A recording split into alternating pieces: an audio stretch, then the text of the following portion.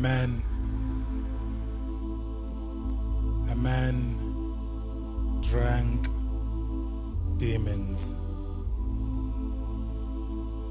A man drank demons, trading his spirit in enjoyment and pleasure of biting sin, unaware to diabolic foreign spirit in Blairmouth, crushing his shoulders to push his wings hidden underneath his bones, a morphing ceremony inevitable when in your belly. Angels drown and demons crawl to fracture your spine, bending your waist anyhow, enabling his neck to stretch, his skin to transform, his eyes rotate a sword galvanized with flame.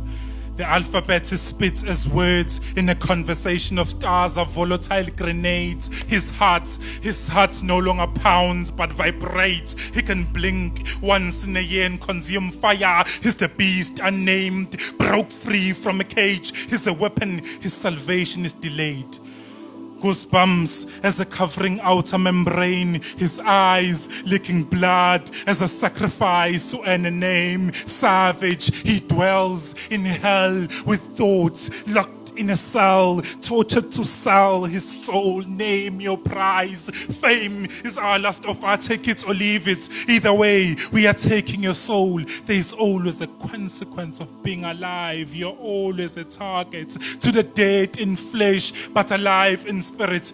They need a home, and his body could make a nice retirement apartment. They come wearing clothes of angels, shin but kin to the mission of residing in your fragile bones, building his fantasies while disintegrating his reality, rearranging his intellectual molecules, excavating his lone soul, bashing the divine congruence of his mind, spirit and soul. He feels the bizarre in his blood. He cries.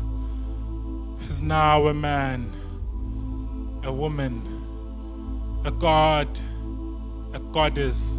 He can courtship with himself, make love, a self-sexual intercourse in different angles, Kama Sutra literate, a man with more than 1,000 genitals. Yeah.